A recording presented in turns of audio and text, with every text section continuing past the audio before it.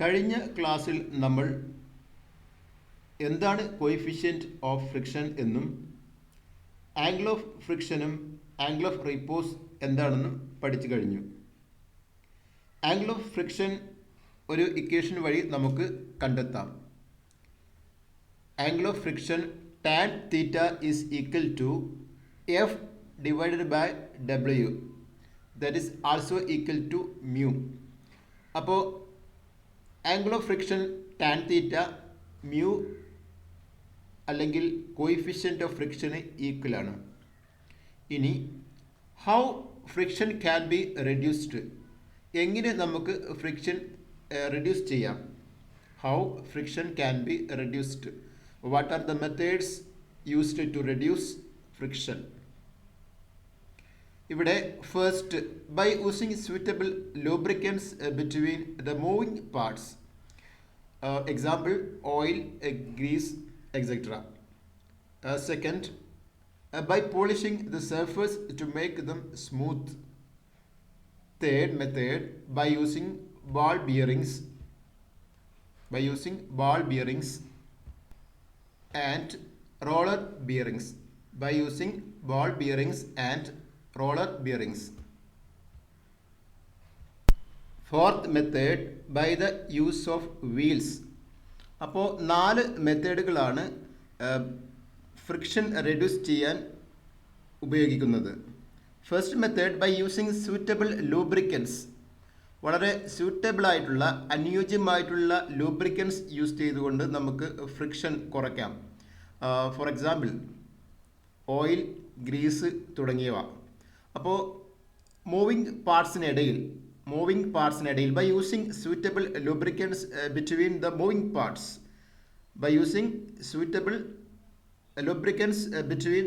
parts, we can reduce friction.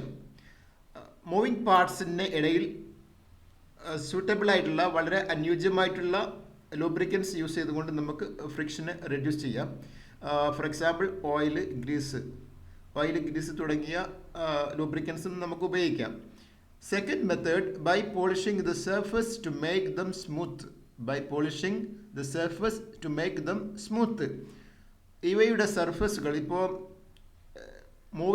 നമ്മുടെ moving parts പറഞ്ഞ പോലെ തമ്മിൽ കോണ്ടാക്റ്റിൽ വരുന്ന സർഫസ് ഉപരിതലങ്ങൾ എന്ത് ചെയ്യാം? പോളിഷ് ചെയ്തിട്ട് നല്ല സ്മൂത്ത് ആക്കി കഴിഞ്ഞാൽ അവിടെ ഫ്രിക്ഷൻ കുറയും. അപ്പോൾ റഫ് ആയിട്ടുള്ള സർഫസുകളിലാണ് അവ തമ്മിൽ കോണ്ടാക്റ്റിൽ വരുമ്പോഴാണ് കൂടുതൽ ഫ്രിക്ഷൻ ഉണ്ടാവുന്നത്. അപ്പോൾ നമുക്ക് ഫ്രിക്ഷൻ കുറയ്ക്കാൻ ഇവയെ എന്ത് ചെയ്താൽ മതി? പോളിഷ് ചെയ്താൽ മതി. By polishing the surface to make them smooth. And third method, by using ball bearings and roller bearings. Ball ബിയറിങ്സും റോളർ ബിയറിങ്സും നമ്മൾ യൂസ് ചെയ്യുമ്പം അവിടെ ഫ്രിക്ഷൻ റെഡ്യൂസ് ആവുന്നു, കുറയുന്നു. Fourth method, by the use of wheels use ചെയ്തുകൊണ്ട് നമുക്ക് ഫ്രിക്ഷനെ കുറയ്ക്കാം. ഇങ്ങനെ 4 മെത്തേഡുകളാണ് ഫ്രിക്ഷൻ റെഡ്യൂസ് ചെയ്യാൻ യൂസ് ചെയ്യുന്നത്.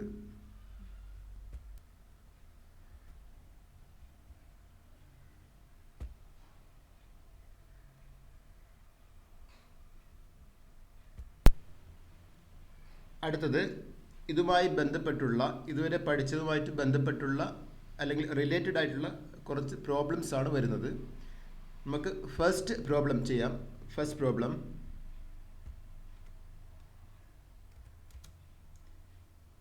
A force of 40 kilogram,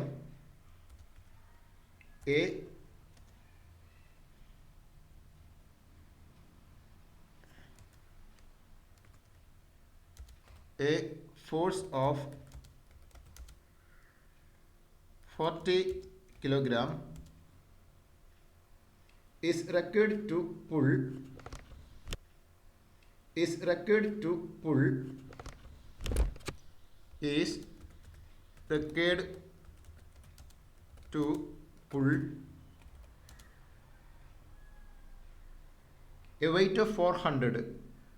a weight of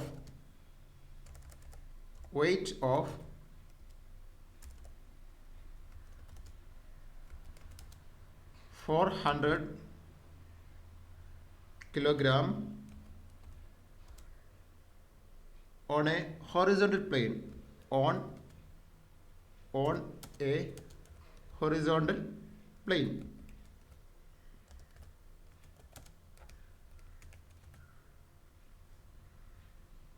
Full stop. Determine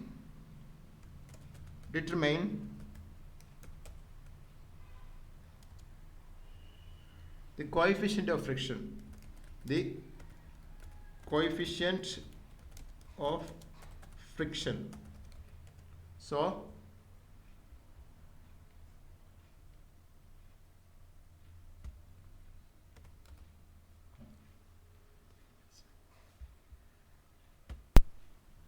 a force of 40 kg is required to pull a weight of 400 kg on a horizontal plane. Determine the coefficient of friction. ഒരു 400 kilogram ഭാരമുള്ള ഭാരം ഉള്ള ഒരു സംഭവം, ഒരു സാധനം നമ്മൾ പുള്ള് ചെയ്യുന്നതിന് 40 കിലോഗ്രാം ആവശ്യമായി വരുന്നത്. Force of 40 kilogram is required to pull a weight of 400 kilogram. 400 kilogram ഉള്ള വെയിറ്റ് ഉള്ള ഒരു സാധനം, ഒരു വസ്തു നമുക്ക് പുള്ള് ചെയ്യുന്നതിന് 40 കിലോഗ്രാം ആവശ്യമായിട്ട് വരുന്നുണ്ട്. ഹൊറിസോണ്ടൽ പ്ലെയിനിലാണ് ഈ വസ്തു ഇരിക്കുന്നത്. Determine the coefficient of friction. നമ്മളിവിടെ കാണേണ്ടത് കോഎഫിഷ്യന്റ് ഓഫ് ഫ്രിക്ഷൻ ആണ്. അപ്പോൾ നമുക്കറിയാം coefficient of friction. What is coefficient of friction? Coefficient of friction is equal to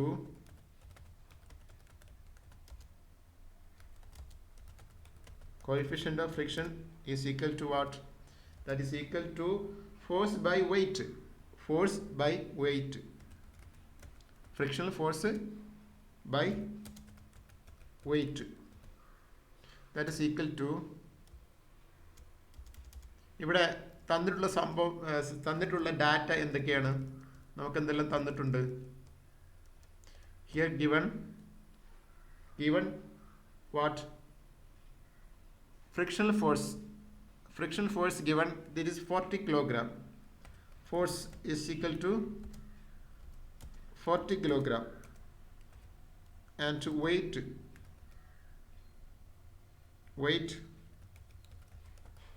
is equal to 400 kilogram.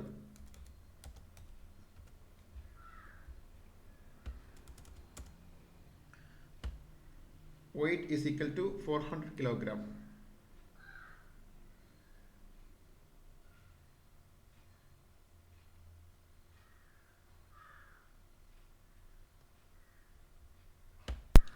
നമുക്കറിയാം ഒരു വസ്തു മൂവ് ചെയ്യുന്നതിന് എത്ര ഫോഴ്സ് കൊടുക്കണം? മൂവ് ചെയ്യാൻ തുടങ്ങുന്ന സമയത്ത് അതിൻ്റെ ഫ്രിക്ഷണൽ ഫോഴ്സും നമ്മൾ കൊടുക്കുന്ന ഫോഴ്സും ഈക്വൽ ആയിരുന്നാൽ മാത്രമേ വസ്തു അനങ്ങാൻ തുടങ്ങുകയുള്ളൂ. സോ ഇവിടെ 400 കിലോഗ്രാം ഉള്ള 400 കിലോഗ്രാം ഉള്ള വസ്തു നീങ്ങാൻ തുടങ്ങുന്ന സമയത്ത് അവിടെ ഉണ്ടായിരിക്കുന്ന അല്ലെങ്കിൽ ഉണ്ടായേക്കാവുന്ന മാക്സിമം ഫ്രിക്ഷണൽ ഫോഴ്സ് എത്രയാണോ ആ ഫ്രിക്ഷണൽ ഫോഴ്സിനെ അതിജീവിക്കുന്ന രീതിയിൽ ആ ഫ്രിക്ഷണൽ ഫോഴ്സ് തന്നെയാണ് നമ്മൾ കൊടുക്കുന്ന അപ്ലൈഡ് ഫോഴ്സിന് ഈക്വൽ ആയിരിക്കണം. അത്രയും ഫ്രിക്ഷണൽ ഫോഴ്സ് എത്രയോളം പ്രൊഡ്യൂസ് ചെയ്യുന്നു അത്രയും അപ്ലൈഡ് നമ്മൾ ഫോഴ്സ് അത്രയും അപ്ലൈ ചെയ്താൽ മാത്രമേ വസ്തു നീങ്ങുകയുള്ളൂ. സോ ഇവിടെ നമ്മുടെ ഫോഴ്സ് ഫ്രിക്ഷണൽ ഫോഴ്സ് എന്ന് പറയുമ്പം അത് തന്നെയാണ് ഇവിടുത്തെ നമ്മൾ അപ്ലൈ ചെയ്യുന്ന force. So frictional force is equal to applied force. So P is equal to F, that is equal to 40 kilogram. Okay, so force is equal to 40, coefficient of friction mu is equal to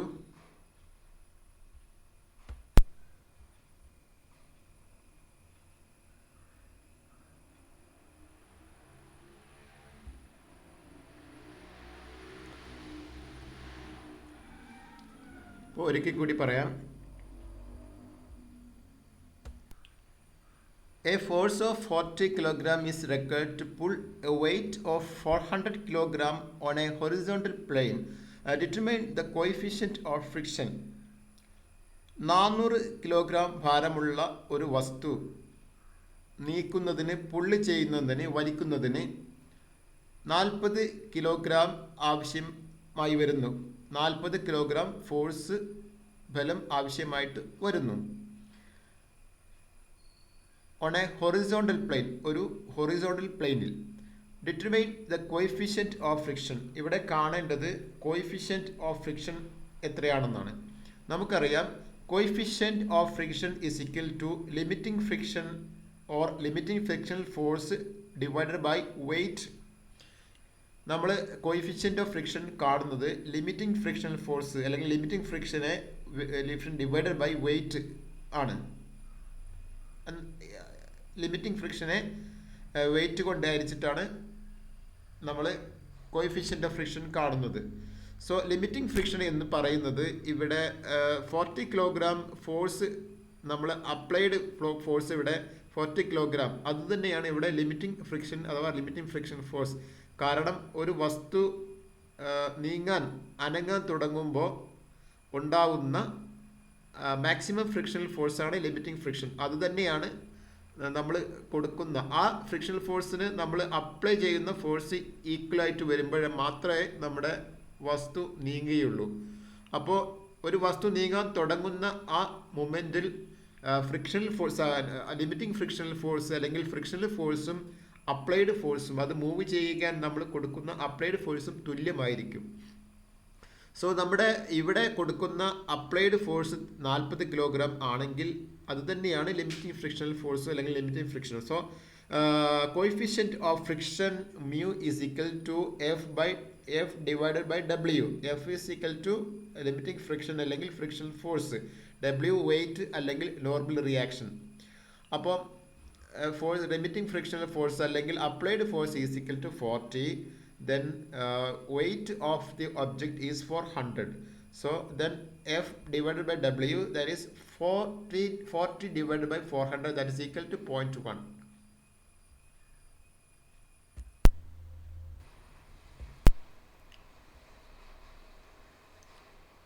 A block of ice weighing 1 quintal rests in equilibrium on a wooden plank inclined at 30 degrees.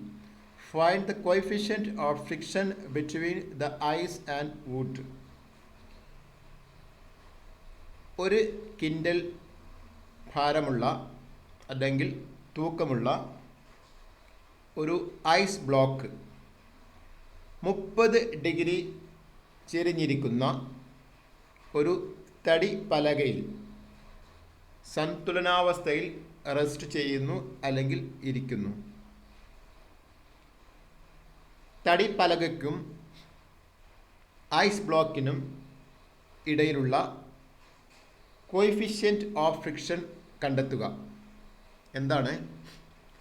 ഒരു ice block ഒരു മരത്തിൻ്റെ പലകയിൽ വളരെ equilibrium കണ്ടീഷനിൽ ഇരിക്കുന്നു.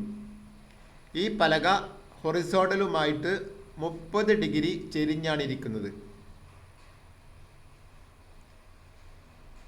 അപ്പോൾ നമ്മളോട് ചോദിച്ചിട്ടുള്ളത് ഈ ഐസ് ബ്ലോക്ക് അതുപോലെ ഈ പലക ഇതിനിടയിലുണ്ടാവുന്ന ഫ്രിക്ഷൻ്റെ കോയിഫിഷ്യൻ്റ് ഓഫ് ഫ്രിക്ഷൻ എത്രയാണെന്നാണ് നമ്മൾ കണ്ടെത്തേണ്ടത്. Okay,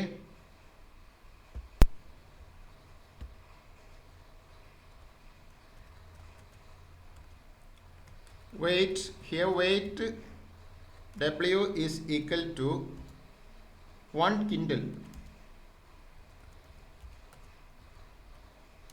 that is equal to 100 kilogram.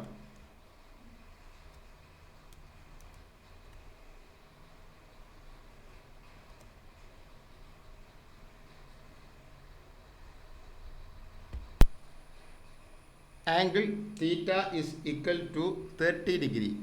Angle theta is equal to 30 degree. Here weight W is equal to 1 quintal.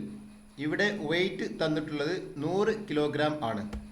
So weight 1 quintal is equal to 100 kilogram.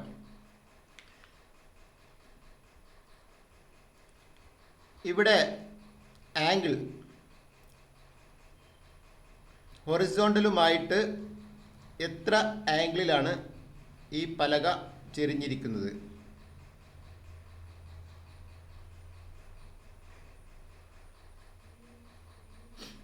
$30.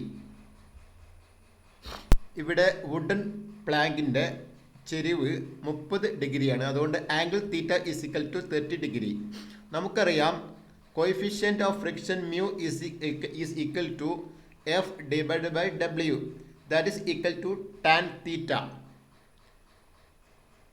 Mu f divided by w is equal to tan theta. So tan theta is equal to tan 30. Tan 30 is equal to 0.5774. ഇതാണ് coefficient of friction. അപ്പോൾ coefficient of friction between the ice and wood is equal to 0.5774. അടുത്ത topic lubrication. There are 3 systems of lubrication.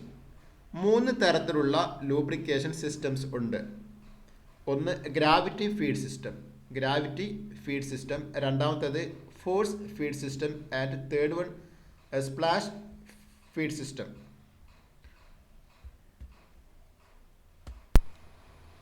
First, gravity feed system. The gravity feed principle is employed in oil cups provided on the machines.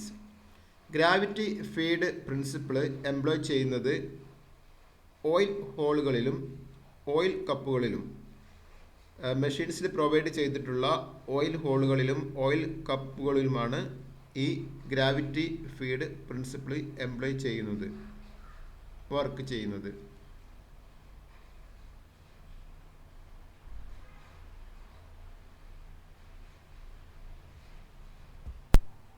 രണ്ടാമത്തെ മെത്തേഡാണ് അല്ലെങ്കിൽ സിസ്റ്റമാണ് force feed system അഥവാ pressure feed system.